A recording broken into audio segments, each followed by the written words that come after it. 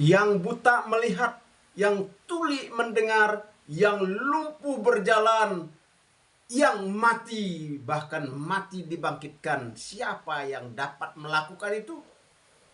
Itu hanya bisa dilakukan oleh Tuhan yang Maha Kuasa, yang menjelma di dalam Yesus Kristus. Bersama Yesus ada masa depan, bersama Yesus masa depan cemerlang. Pasti. Kembali bersama Pendeta Najarudin dalam Ragiku, Renungan Pagiku. Kita ambil dari kitab Lukas pasal 5 ayat 17 sampai ayat 29. Yesus menyembuhkan orang yang lumpuh.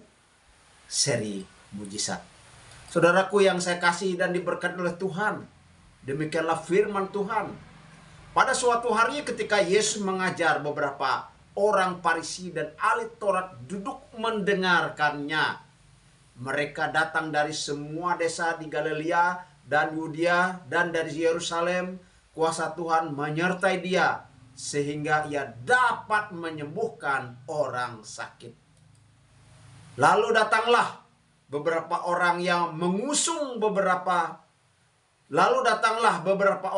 mengusung seorang lumpuh di atas tempat tidur. Mereka berusaha membawa dia masuk dan meletakkannya di hadapan Yesus. Karena mereka tidak dapat membawanya masuk berhubung dengan banyaknya orang di situ, naiklah mereka ke atap rumah. Lalu membongkar atap itu dan menurunkan orang itu dengan tempat tidurnya ke tengah-tengah orang banyak, tepat di depan Yesus. Ketika Yesus melihat iman mereka, berkatalah ia, "Hai saudara-saudara, dosamu sudah diampuni." Tetapi ahli-ahli Taurat dan orang-orang Farisi berpikir dalam hatinya, "Siapa orang yang menghujat Allah ini? Siapa yang dapat mengampuni dosa selain daripada Allah sendiri?" Akan tetapi Yesus mengetahui pikiran mereka, lalu berkata kepada mereka, Apakah yang kamu pikirkan dalam hatimu? Manakah lebih mudah mengatakan dosamu sudah diampuni, atau mengatakan bangunlah dan berjalanlah?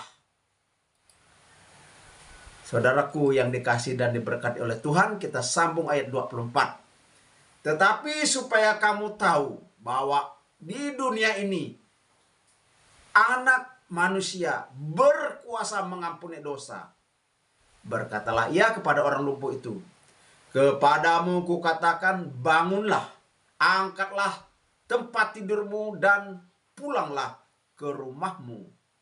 Dan seketika itu juga bangunlah ia di depan mereka, lalu mengangkat tempat tidurnya dan pulang ke rumahnya sambil memuliakan Allah. Semua orang di situ takjub lalu memuliakan Allah, dan mereka sangat takut, katanya, "Hari ini kami telah menyaksikan hal-hal yang sangat mengherankan." Saudaraku yang dikasihi dan diberkati oleh Tuhan, tempat peristiwa itu adalah di Provinsi Galilea. Kota di situ adalah kota Kapernaum, tempat tinggal Yesus dan murid-muridnya berkumpul. Apa kegiatan Yesus di situ? Nah, kegiatan Yesus di Kapernaum adalah menerima orang banyak. Kegiatan Yesus di Kapernaum telah mengajar, termasuk mengajar ahli Taurat yang mau ikut belajar. Kegiatan yang ketiga di Kapernaum itu, Yesus menyembuhkan banyak orang-orang yang datang untuk minta disembuhkan. Yesus adalah Tuhan yang Maha Kuasa. Dia bukan tukang sulap, bukan tukang sihir, bukan dukun. Tapi Yesus adalah Tuhan Allah yang Maha Kuasa, yang datang menjelma menjadi manusia dan berkuasa atas sakit penyakit dan kelemahan. Orang yang datang dari berbagai tempat, semua desa di Galilea itu dicatat tadi ya. Dari Yudea dan dari Yerusalem. Dan dari Yerusalem itu berarti agak jauh tempatnya. Ya. Kalau mau pergi ke Kapernaum. Pokok-pokok cerita yang dapat kita terima atau dapat kita pelajari tadi. Yesus menerima orang banyak yang datang. 2. Yesus mengampuni dosa. 3. Yesus mengetahui pikiran orang. 4. Yesus menyembuhkan orang lumpuh. Dan orang lumpuh itu sembuh dan memuliakan Allah, itu yang kelima. Yang keenam, orang banyak itu tahu bahwa Yesus mampu mengampuni dosa. Dan Yesus mampu menyembuhkan. Lalu yang ketujuh, orang banyak juga akhirnya memuliakan Allah. Apa tujuan cerita? Perumpamaan, bukan perumpamaan ya. Cerita mujizat ini. 1, agar para pembaca mengenal siapa Yesus. Yesus adalah anak manusia yang memahami keperluan manusia. Manusia berdosa, perlu pengampunan. Manusia itu lumpuh, sakit, perlu kesembuhan. Tujuan cerita yang kedua adalah agar para pembaca mengetahui bahwa Yesus adalah anak Allah dan memuliakan Yesus yang adalah anak Allah yang berkuasa.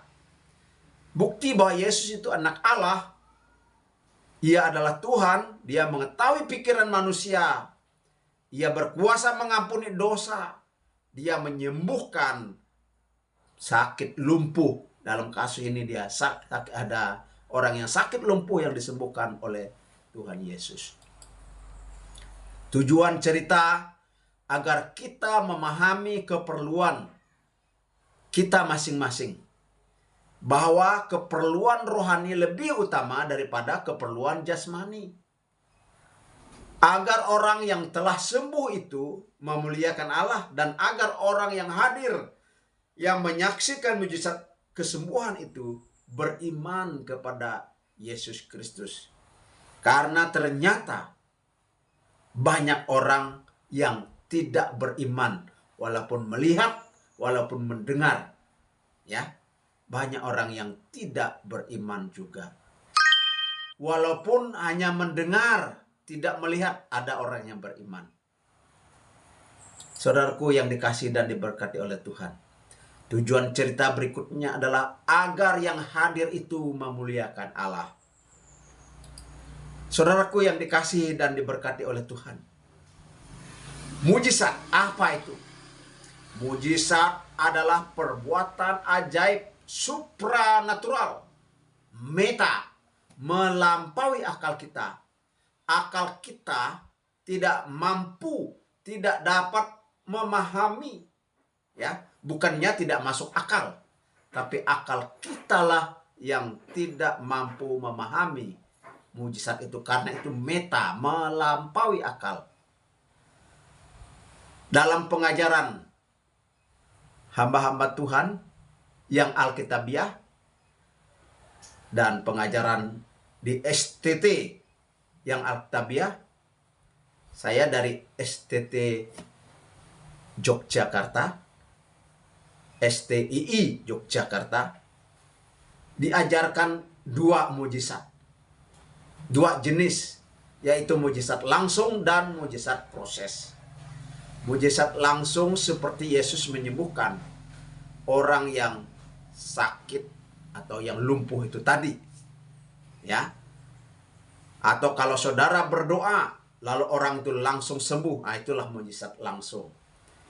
Mujizat yang kedua adalah mujizat proses. Orang yang sakit berobat dulu, ya, ke puskesmas dulu, ke dokter, ke rumah sakit, lalu akhirnya menjadi sembuh. Itu mujizat proses. Saudaraku yang dikasihi dan diberkati oleh Tuhan, waktu kami di desa beberapa waktu yang lalu Ada satu jemaat yang anaknya umur balita, bawah 5 tahun, sakit. Dia berdoa kepada Tuhan. Dia minta mengumpulkan jemaat, dia berdoa. Lalu dia pergi berobat. Setelah dia pergi berobat, tidak juga sembuh. Dia pergi ke dukun. Lalu matilah anaknya itu. Saudaraku, memang usaha tetapi itu salah yang ke dukun itu. Saya menceritakan ini tidak bermaksud agar kita dengan berbagai cara. Memang kita harus berusaha. Tetapi yang baik dan benar adalah berdoa. Yang kedua, pergi berobat. Setelah itu, ya udah serahkan kepada Tuhan. Sebab tidak ada umur yang panjang di dunia ini. Ada juga yang saya sebut tadi itu balita, bawah 5 tahun.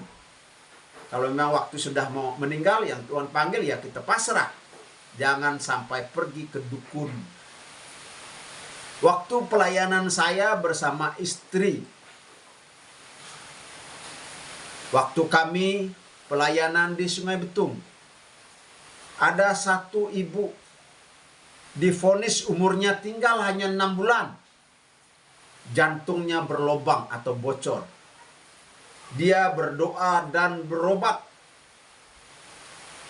Dia bilang, Pak Gembala, nasib saya ini sial katanya. Dia bilang seperti itu. Ngapa? Saya bilang. Dokter sudah bilang dan sudah vonis saya bahwa saya tinggal hanya 6 bulan. Tinggal hanya 6 bulan hidup saya, umur saya. Setelah itu saya mati katanya. Apa yang saya bilang, saudaraku? Saya bilang, Bu, dokter sudah melakukan sesuai dengan prosedur, sesuai dengan apa yang menjadi ketetapan ilmunya, disiplin ilmunya memang seperti itu. Setelah dia diagnosa, lalu dia membuat satu kesimpulan, kita harus berterima kasih. Dan masih ada waktu 6 bulan. Saya bilang 6 bulan. Jadi ada kesempatan untuk kita berdoa, kita berseru kepada Tuhan.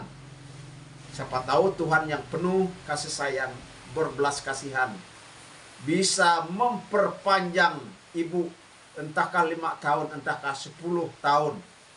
Mari kita terus berdoa. Saudaraku, saya mengatakan seperti itu sebenarnya secara manusia, saya pun ragu-ragu. Tetapi tentu saja tidak ragu-ragu di depan jemaat. Harus yakin menyampaikannya itu juga dengan yakin. Dan akhirnya terus menerus didoakan. Dan ibu itu sembuh. Sampai tahun ini, 2025. Nah, peristiwa itu tahun 2000. Berarti sudah 25 tahun yang lalu. Ini kisah nyata. Dia sehat, dia sembuh sampai hari ini. Dia masih hidup. Nah, pelajaran apa yang dapat kita ambil, dapat kita terapkan dalam hidup kita? Yang pertama, Yesus memahami keperluan kita masing-masing. Apa keperluan saudara?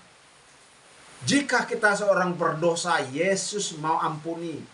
Jika kita sakit, Yesus mau sembuhkan. Jika kita sembuh, kita harus bersyukur dan memuliakan Allah. Jika kita tidak sembuh, jika kita tidak sembuh, kita berserah sajalah kepada Tuhan. Karena kematian itu adalah jalan terbaik, cara terbaik yang Tuhan sudah tentukan bagi kita masing-masing. Walaupun kita berat menerimanya, bahkan kalau bisa menolaknya. Seperti yang saya alami dengan adik saya, ada 2 yang sudah meninggal. Orang tua saya, mama saya, bahkan bapak saya lumpuh hampir 2 tahun. Tapi ya sudah berobat, sudah berusaha, sudah pergi ke rumah sakit Bethesda Serukam, sudah pergi ke rumah sakit Vincentius, sudah berobat, berusaha kemana-mana. Tetapi kedaulatan ada di tangan Tuhan. Yang kedua, nats ini memberitahukan kepada kita bahwa Yesus guru yang bijaksana. Dan orang Farisi serta ahli Taurat itu, banyak orang haus akan pengajarannya. Bagaimana dengan saudara? Jadi baik jemaat biasa maupun hamba-hamba Tuhan, orang Farisi, ahli Taurat pun haus akan pengajaran Yesus. Nah, bagaimana dengan saudara? Saya senang jika saudara haus akan kebenaran firman Tuhan. Yang berikutnya, nats ini juga menyatakan bahwa Yesus anak manusia tanpa dosa. Ia berkuasa mengampuni dosa. Apapun dosa saudara, Yesus bisa mengampuninya. Ada yang berpendapat, saya terlalu banyak dosa. Mana mungkin Yesus mau mengampuni saya? Yesus mau saudara. Yesus mencari orang yang berdosa seperti saudara. Sekarang dia mau datang dan dia mau mengulurkan tangannya kepadamu. Datanglah kepadanya, mohon ampunnya. Mengapa? Karena ia adalah tanpa dosa. Ia adalah Tuhan Allah. Selanjutnya, jika saudara telah sembuh secara jasmani dan juga sembuh secara rohani, sudah diselamatkan, muliakanlah Allah, ucaplah syukur dan layanilah sesama manusia seperti 4 orang yang menolong sesamanya. 4 orang yang menolong si lumpuh itu. Jadi mujizat itu terjadi ketika beriman dan ketika manusia itu ada inisiatif, ada mau melakukan sesuatu dan Tuhan turun tangan. Demikianlah yang dapat saya sampaikan pada saat ini. Semoga menginspirasi, mengedukasi, dan memberkati kita sekalian. Bersama Yesus ada masa depan, bersama Yesus masa depan cemerlang. Pasti, pasti, pasti. Haleluya. Salam hormat dari saya.